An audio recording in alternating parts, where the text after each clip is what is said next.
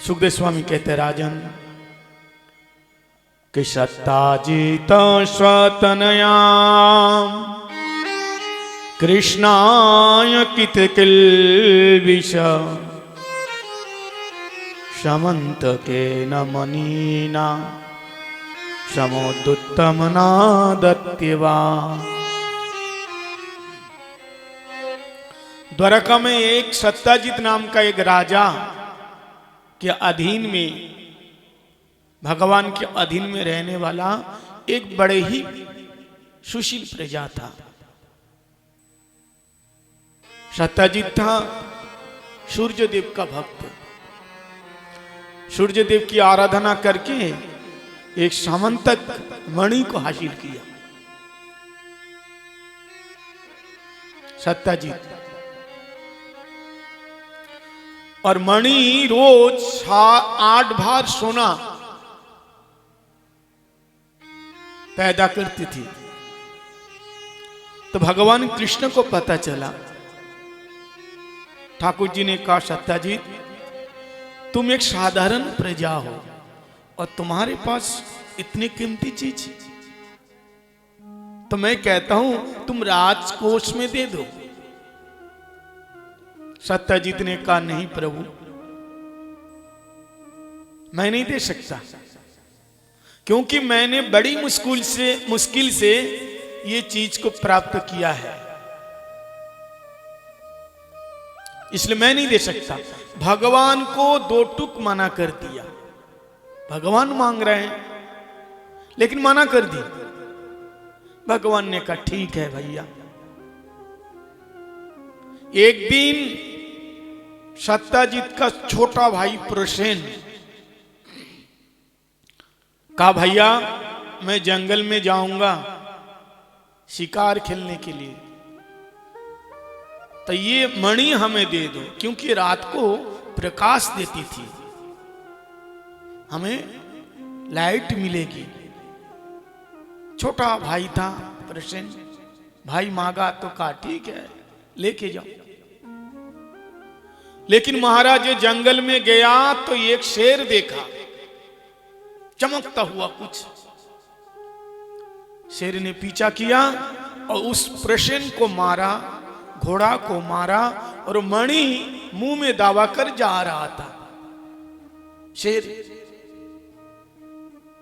शेर मणि लेकर के जा रहा था।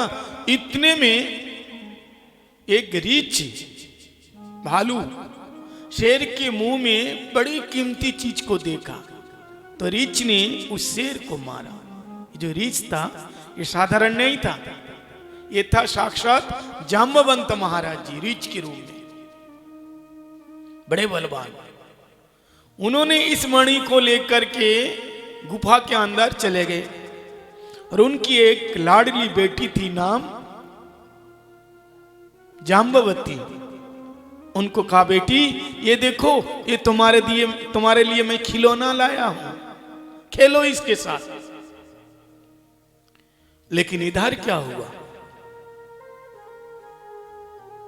जब प्रसेन नहीं आया तो सत्ताजित ने सोचा कि ठीक 2 दिन पहले द्वारकानाथ ने मेरे से मणि को मांगा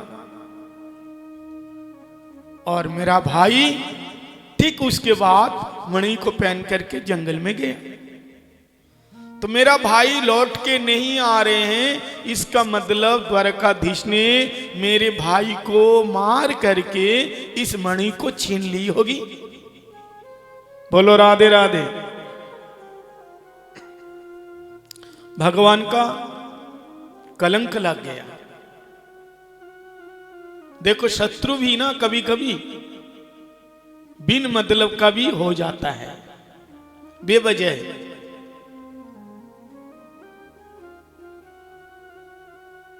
और उनकी पत्नी से कहा सत्ताजित ने, देखो मेरे को ऐसा लगता है कि मेरे भाई को मार करके ये मणि को छीन ली होगी द्वारकानाथ ने, लेकिन ये बात पक्की नहीं, तुम किसी से नहीं कहना। बोलो राधे राधे। और माताओं के कान में कोई बात पड़े और वो कहे नहीं किसी से, ऐसा हो ही नहीं सकता। अगर विशेष कोई बात को छुपाना है तो मातृशक्ति के सामने नहीं बोलो, क्योंकि उनका हृदय इतना नरम है, अगर कोई रो रो करके पूछेंगे ना तो बता देंगे।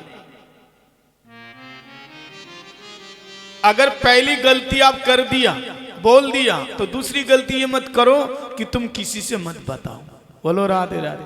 अब तुम्हारा सारा दिन, हे भगवान, ये बात निकल ना जाए।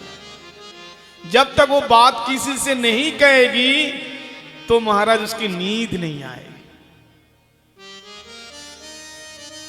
मंदिर में गई पूजा के लिए, एकदम महाराज चुपचाप। सहेली ने कहा, बहना क्या बात है, आज थोड़ा सा मौन जैसा लग रहा है, भारी भारी सा लग रहा है, क्या बात है? नहीं नहीं नहीं, कोई बात नहीं। अरे नहीं, कोई तो बात है, देख तू हमसे छुपा रही है। नहीं नहीं, कोई बात नहीं है। देख, मन की बात कहने से हल्का हो जाता है मन। बोलो क्या बात है? तो जो बात बोलना नहीं चाहिए था बार बार पूछ रही है। बोले, देख, मेरे पतिदेव ने बड़े ही भरोसा के साथ मेरे से कहा, और किसी से बोलने के लिए माना भी किया है, लेकिन तू मेरी सहेली है ना, इसलिए मैं तेरे से बोलूंगी, लेकिन तू किसी से बिल्कुल नहीं कहना। तो सहेली ने कहा, ठीक है, जैसे तू नहीं कह रही है ऐसे मैं भी नहीं कहूंगी। बोलो राधे राधे। जैसे तू नहीं कह रही है ऐसे मैं किसी से नहीं कहूंगी। बोले, तुम्हें मालूम है ये द्वारका नाथ है ना, मेरे देवर जी को मार करके मणि को छीन ली। अच्छा, श्योर? बोले, बिल्कुल श्योर है। अब महाराज ये अपनी सहेली को बता दी ये बात, सहेली ने उसकी सहेली को, वह उसकी सहेली को, ऐसे करते करते करने करने जपन जना, और पूरे द्वारका में ये बात फैल गई। माताओं को कानों कान होते होते महाराज ये होती होती ये बात रुक्मिणी महाराज रानी के कानों में ये बात आई। रुक्मिणी ने कहा, अच्छा, हमें तो मालूम नहीं है। भगवान जी से कहा, देखो जी, आपका बदनाम हो रहा है। ठाकुर जी ने कहा, ये कलंक मिटाना पड़ेगा। दो चार सैनिक लिया, बोले, भाई चलो हमें ही ढूंढने, इसका भाई कहां गया। तो जंगल में गया तो मरा हुआ शेर को देखा, घोड़ा को देखा, प्रश्न को देखा, और अंत में वो जो रीछ था भालू, उसके पंजे को देखा, पैरों के चिन्ह देखा, और उसी चिन्ह को अनुसरण करते हुए, देखते हुए, पीछा करते हुए गुफा के अंदर चले गए।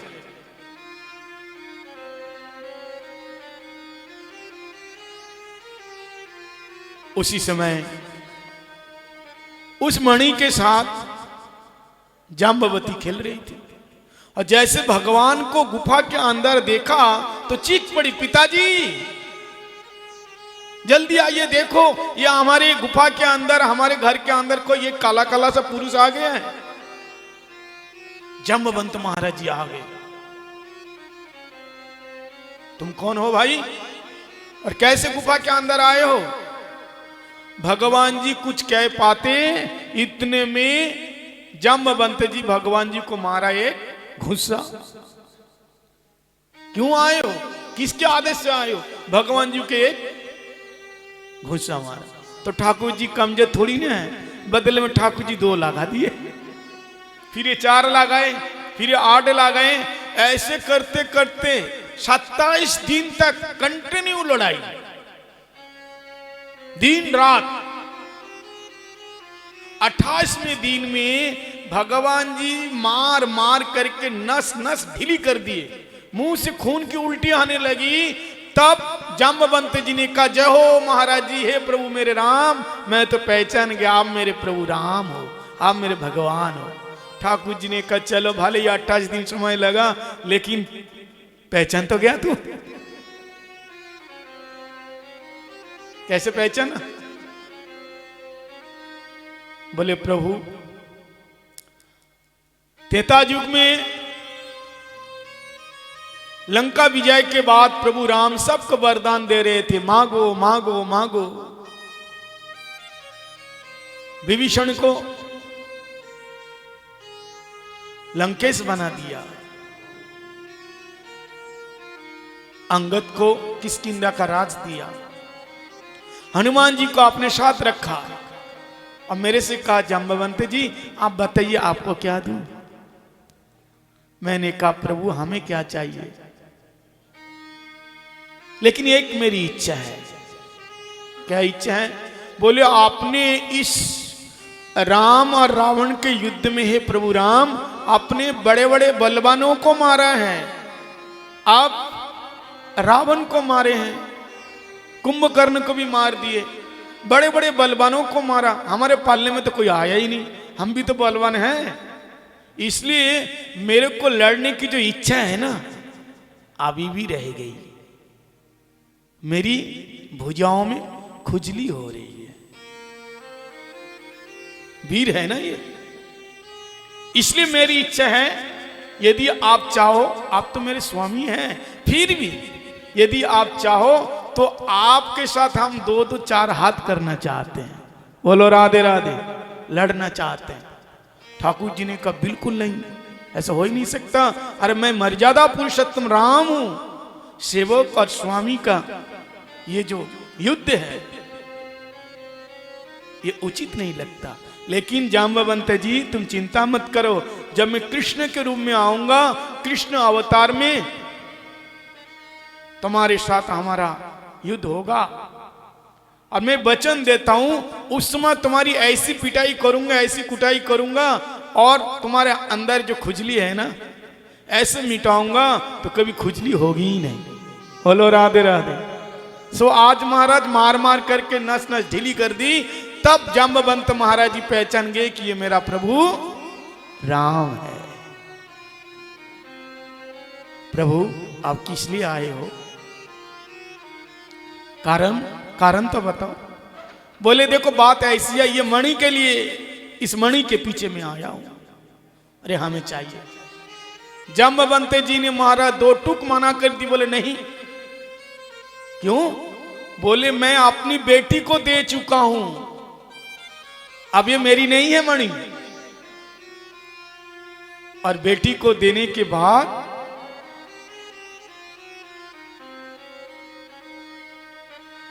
फिर लिया नहीं जाता है। बेटी है, बेटी को संस्कृत में दुहिता बोलते हैं। दुहिता, दुहिता मतलब पिताजी के कुल से और स्वामी के कुल से, ये दोनों तरफ से लेती हैं। जब तक ये रहेगी ये दोहन करती रहेगी। शादी में इतना पैसा खर्चा करो, फिर भात भरने के लिए, फिर लड़का होगा, फिर लेकर के जाओ, माता पिता लेके जा रहे हैं, तो दोहती है, इसलिए दुहिता। अगर आप लोगों को अच्छा नहीं लग रहा है ये व्याख्या तो बदल देते हैं।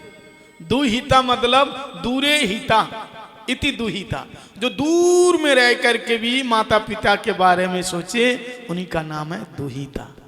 अथवा दु कुले हिता इति दुहिता, जो दोनों कुल का हित सोचती हैं, लाज रखती हैं, उन्हीं का नाम है दुहिता। दुहिता मतलब कन्या, बेटी। इसलिए महाराज मैं ले नहीं सकता। हाँ एक बात हो सकता है, एक बात हो सकती है। बोले क्या बात है?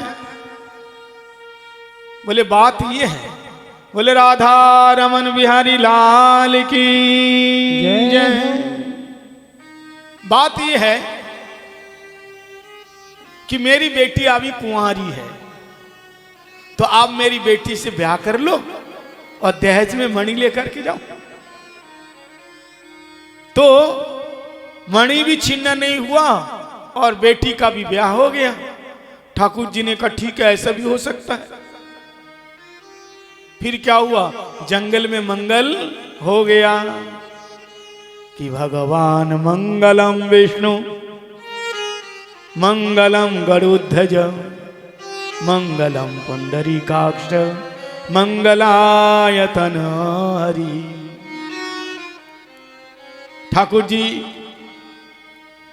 जाम्बवती को साथ लेकर के द्वारका में आए और प्रश्न से कहा, देखो भाई, तुमने हमें मिथ्या आरोप लगाया, कलंक लगाया, ये लो तुम्हारी मणि। अब महाराज द्वारका में जितने प्रजाएं थे, जब सच को पता चला तब सत्ताजीत को सब गालियां दे। बोला, अरे सत्ताजीत, तू इतना नालायक है कि तू मेरे प्रभु को कलंकित किया। और सत्ताजीत जब भी रास्ता निकले कोई ना कोई उसको गालियां सुनावे। भगवान को भी तूने दोष दिया। सत्ताजीत गाली सुन सुन करके पक गया। दौड़ते हुए रोते हुए भगवान जी के पास आए और कहा, सरकार हमें बचा लीजिए, हम तो गालियां सुन सुन करके मर जाएंगे, आप हमें बचा लीजिए। ठाकुर जी ने कहा, मैं क्या करूं, जैसी करनी वैसी भरनी। तो कहते हैं सत्ताजीत, प्रभु एक उपाय है। उपाय क्या है, मेरी एक बेटी है, नाम है सत्यभामा, आप मेरी बेटी के साथ विवाह कर लीजिए और जब आप विवाह करेंगे आप मेरा दामाद जी लागेंगे और मैं आपके ससुर जी लागूंगा, पिताजी के बराबर। तो जब आप मेरे दामाद हो जाएंगे तब उसी समय कोई भी मेरे को गाली नहीं देंगे। भगवान ने कहा ठीक है, ऐसा भी हो सकता है। अब महाराज फिर क्या हुआ, इस मणि के कारण भगवान का फिर दूसरा विवाह हो गया। इस प्रकार से भगवान सत्यभामा के साथ दूसरा विवाह किया। भगवान जी अलग अलग 8 विवाह किए। पहली रानी रुक्मिणी, दूसरी जाम्बवती, तीसरी सत्यभामा, चौथी कालिंदी, 5वां भद्रा, 6वां लक्ष्मणा, 7वें मित्रविंदा और 8वीं नागनी जी थी। ये अष्टपद रानियां है। बोलो राधे राधे। तो मणि भगवान लिया नहीं, मणि ससुर जी से कहा ये मणि आपके पास रखो। सत्ताजीत ने कहा बहुत अच्छा हुआ, बदनाम भी दूर हो गया और लड़की का ब्याह भी हो गया और मणि भी अपने पास रह गई। लेकिन भगवान ने कहा सुनिए ससुर जी, मणि तो आपके पास ही रहेगी, लेकिन उससे जो 8 बार सोना रोज निकालता है ना वो हमें दे के जाना। सत्ताजीत ने कहा महाराज ये तो झंझट हो गया ना, पूजा हम करें, पाठ हम करें, मणि की सेवा हम करें और बदले में जो माल निकले आप ही लेके जाओ।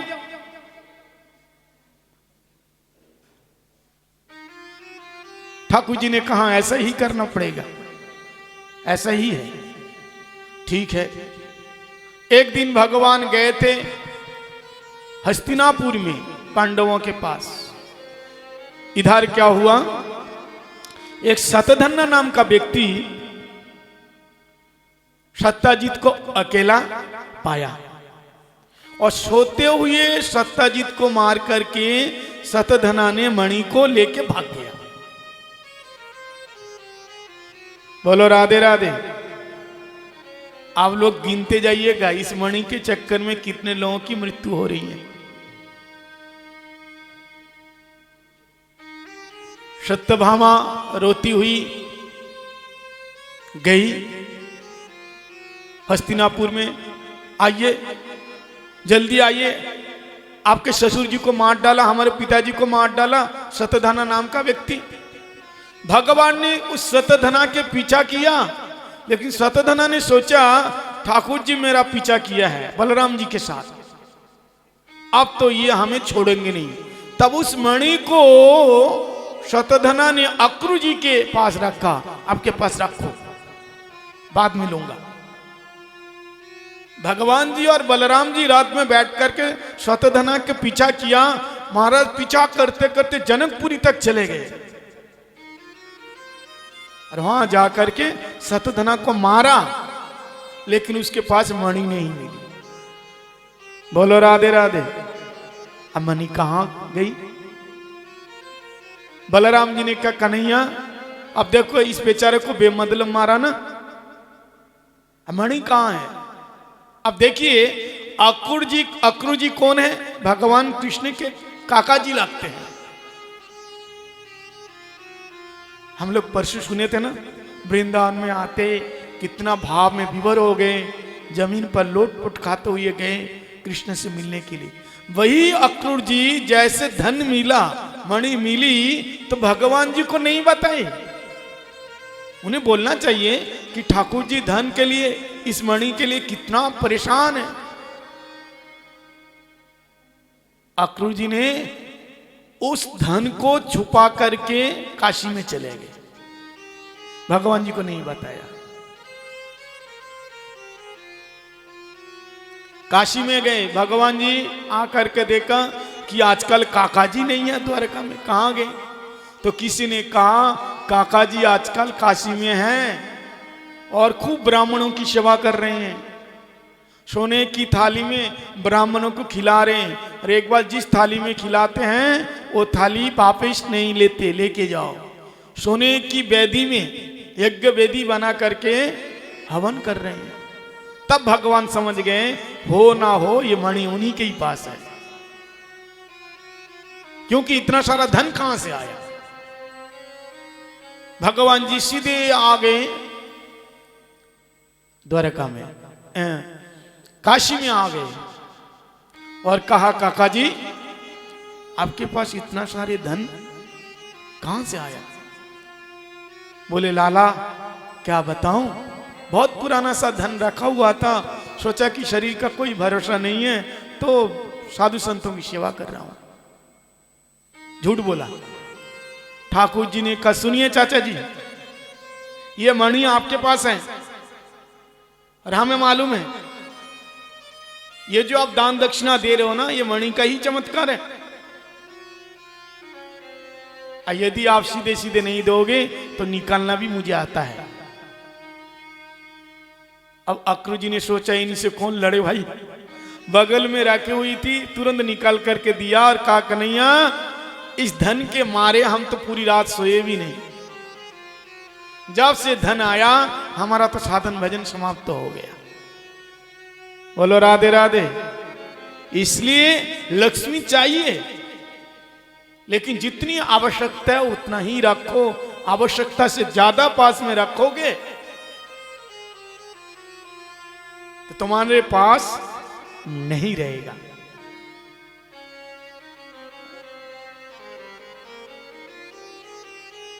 आए थे मुट्ठी बंद कर जाएंगे मुट्ठी पसार। हम आए थे मुट्ठी बांध कर और मुट्ठी पसार जाएंगे।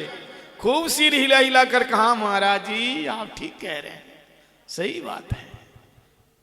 अब सुनते समय बहुत ठीक बता रहे हैं, और घर में जाते ही सब कुछ भूल जाते हैं। अरे ये तो प्रवचन की बात है, जब जीवन में उतारने की बात आती है, दान दक्षिणा की बात, साधु संत की सेवा की बात, गौ ब्राह्मण सेवा की बात, माता पिता की सेवा की बात, तब तो बिल्कुल एक पैसा भी ना निकले। ऐसा नहीं, धन आवश्यकता से ज्यादा आने पर बुद्धि खराब कर देते हैं।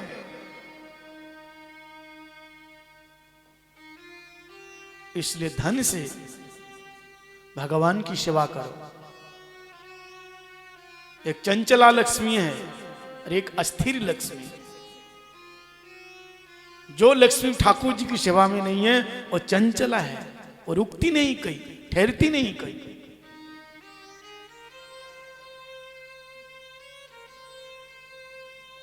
इसलिए यदि आपके पास बहुत सारे धन है तो उनसे भगवान की सेवा करो। यही है जीवन की सार्थकता। नहीं तो जीवन का कोई भरोसा नहीं है। हाँ? क्या भरोसा है इस जिंदगी का, श्वास रुक जाएगी चलते चलते, क्षमा बुझ जाएगी जलते जलते,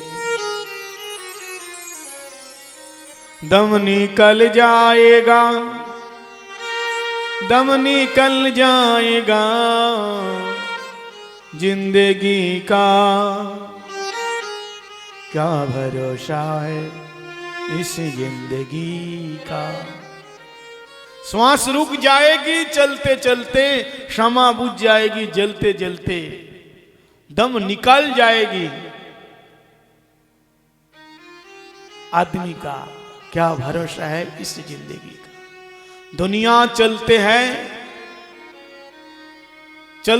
रुकना,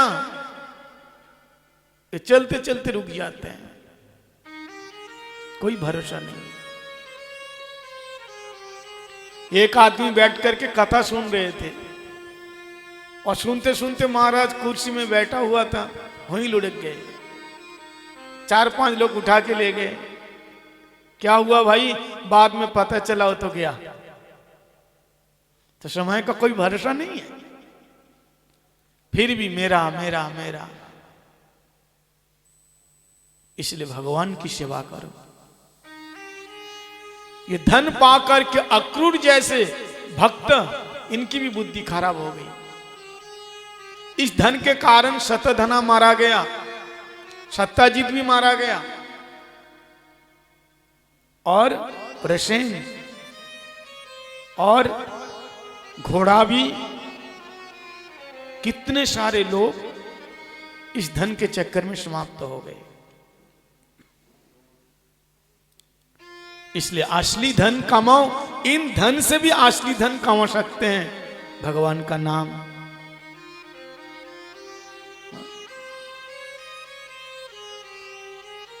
असली धनी कौन है? भगवान के भक्त। कि धनानि भूमौ पशवहि गष्टे, नारी गृहे द्वारेषु। सब कुछ यहां रह जाएगा। यहां का जो भी धन आप कमाए यहां रह जाएगा। और आप भक्त की सेवा किया, भगवान की सेवा किया, तो सेवा के माध्यम से जो पुण्य कमाया, जो सुकृति कमाई, वो आपके साथ जाएगा। कि कबीरा सब जग निर्धना, धनवंत ना कोई, धनवंत सो जानिए, जाके पास राम नाम के धने हो। जिसके पास राम नाम के धन है वो असली धनी है। असली धनी वही है। इसलिए मीरा जी क्या कहती हैं? पायो जी मैंने राम रतन धन पायो, मैंने राम रतन धन पायो। पायो जी मैंने राम रतन धन पायो। पायो जी मैंने राम रतन धन पायो। राम रतन धन पायो, राम रतन धन पायो। पायो जी मैंने राम रतन धन पायो। पायो जी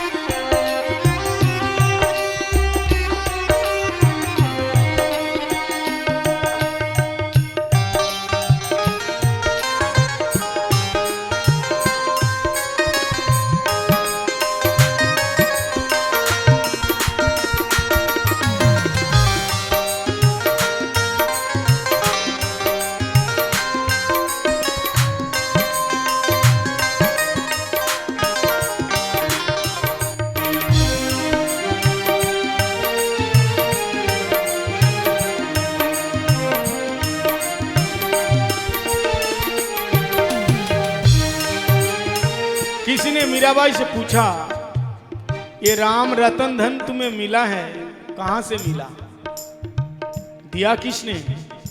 तब मीरा ने कहा, बस तो यमालक दी मेरे साथ गुरु, वस्तु अमोलक दी मेरे सतगुरु, बस तो यमालक दी मेरे साथ गुरु, वस्तु अमोलक दी मेरे सतगुरु, कृपा करें अपनायो पायो जी मैंने राम रतन धन पायो, पायो जी मैंने राम रतन धन पायो।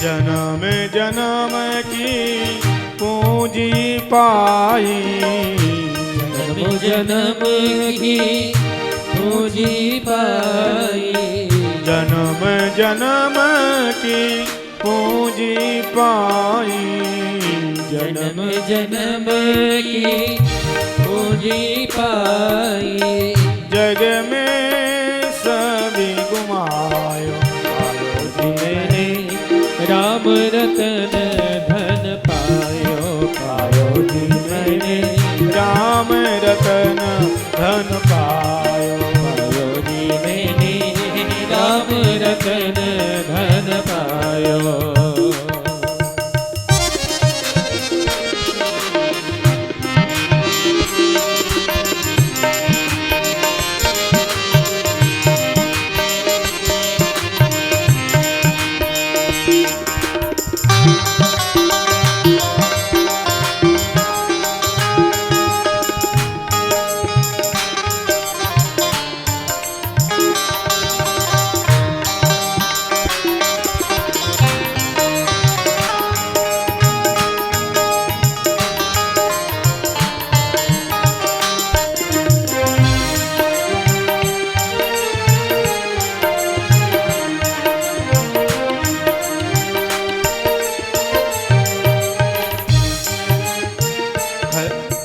खर्चे न कोई चोर न लेवे, खर्चे न कोई चोरी न लेवे, खर्चे न कोई चोर न लेवे, खर्चे न कोई चोरी न लेवे, खर्चे न कोई चोर न लेवे, खर्चे न कोई चोर न लेवे, दिन दिन बढ़त सवायो, दिन दिन बढ़त समायो, पायो जी मैंने राम रतन धन पायो, पायो जी मैंने राम रतन धन पायो, पायो जी मैंने राम रतन धन पायो।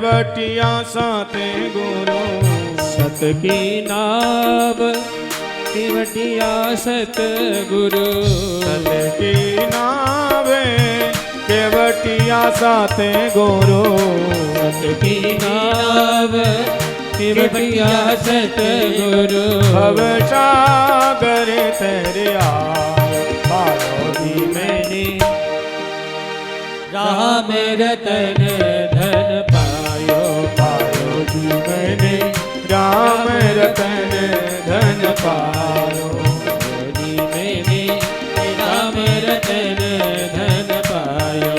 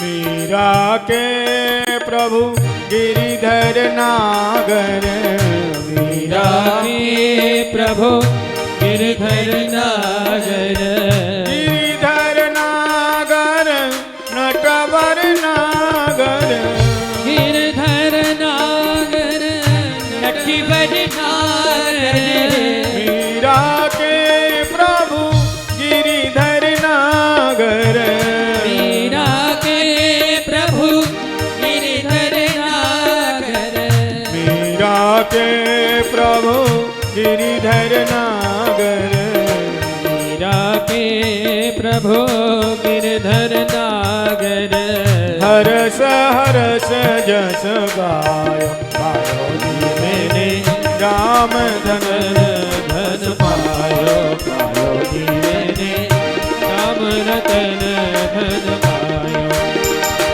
मैंने राम रतन धन पायो पायो जी मैंने राम रतन धन पायो भले राधा रमन लाल की जय।